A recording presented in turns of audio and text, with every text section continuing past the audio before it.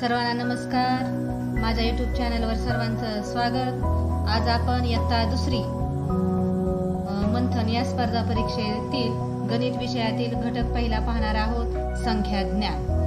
तर आता संख्या ज्ञान म्हणजे काय? तर संख्या ज्ञान म्हणजे संख्यांची माहिती करून घेणे, त्यांची ओळख करून घेणे किंवा त्यांचं ज्ञान मिळविणे. तर आता आपल्याला गणित विषयामध्ये 10 संख्या चिन्ह आहे. त्या 10 संख्या चिन्हांशिवाय आपला गणित विषय हा अपुरा आहे. आता ती 10 संख्या चिन्ह कोणती आहेत?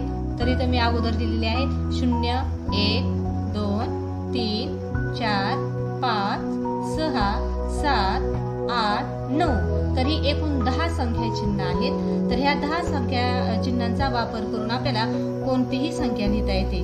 11 पासून ते 99 पर्यंत आपल्या ज्या दुसरीसाठी ज्या 2 अंकी संख्या आहेत त्या प्रत्येक संख्येमध्ये या 10 संख्या चिन्हांचा वापर केलेला आहे. ह्या 10 संख्या चिन्हांचा वापर करून आपल्याला कोणतीही संख्या वाचता येते. तर आता पहा, मंथन या स्पर्धा परीक्षेमध्ये तुम्हाला संख्यांचे 2 प्रकार दिलेले आहेत. पहिला प्रकार आहे मूल्यवाचक संख्या आणि दुसरा प्रकार आहे क्रमवाचक संख्या.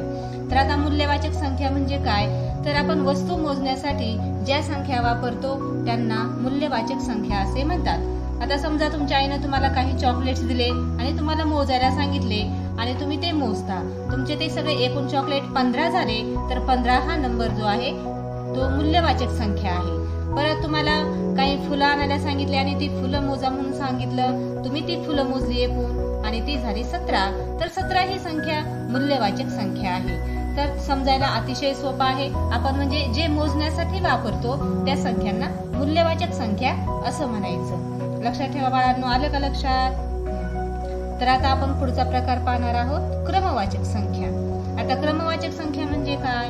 तर वस्तूंचा ओळीतील क्रम किंवा त्यांचं स्थान सांगण्यासाठी ज्या संख्या वापरतो त्यांना क्रमवाचक संख्या असे म्हणतात. तर पहा, आता तुम्ही वर्गात गेल्यानंतर ओळीमध्ये बसता, तुम्ही म्हणतात माझा पहिला नंबर आहे, तुझ्या मैत्रिणीचा सांगतो तुम्ही दुसरा, तिचा तिसरा.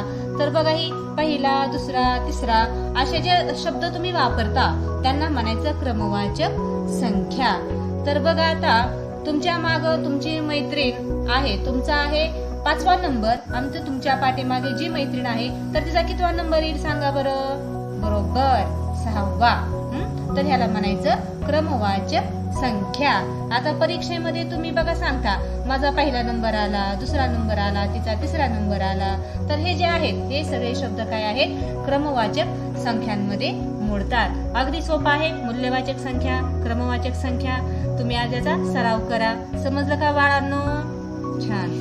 आता चला आपण पुढचा घटक पाहणार आहोत, संख्या लेखन. आता संख्या लेखन म्हणजे आपल्याला संख्यांचं लेखन सुधारित अभ्यासक्रमानुसार 2 पद्धतीने करायचं आहे. तर आता इथं मी किती लिहिलेलं आहे सांगा बरं? 22. बरोबर. तर आता 22 ही एक पद्धत आणि दुसरी पद्धत आहे 20-2. आता बघा, आम्ही तर शाळेत असताना 20-2 22, 20-3 23 अशा पद्धतीने वाचन करायचो. म्हणजे तीच पद्धत आहे थोडक्यात. आता ही पुढची संख्या किती आहे सांगा बरं? 47. अगदी बरोबर. तर आता ही 47. आता ह्या संख्येचं नवीन पद्धतीने वाचन कसं? 40-7. बरोबर. म्हणजे आता तुम्हाला हे छान जमलेलं आहे. तर पहा, आता पुढं 1 ते 100 पर्यंतच्या ज्या संख्या आहेत त्या सगळ्या संख्यांचं तुम्हाला अक्षरामध्ये लेखन छान पद्धतीनं करता आलं पाहिजे. त्याचा तुम्ही सराव करायचा आहे. आजच्या अभ्यासामध्ये तुम्ही 1 ते 100 पर्यंतच्या सर्व संख्या अक्षरामध्ये, सुंदर अक्षरामध्ये लिहून या ग्रुपवर पाठवायच्या आहेत. काना मात्रा वेलांटीची कुठलीही चूक होऊ द्यायची नाही. तरच आपल्याला पुढचा घटक घेत असताना सोपं जाणार आहे. तर आता आपण एकक आणि दशक ही आपल्याला संकल्पना पाहायची आहे. तर बघा, एकक आणि दशक. आता सांगा मला, एकक म्हणजे काय? तर पहा,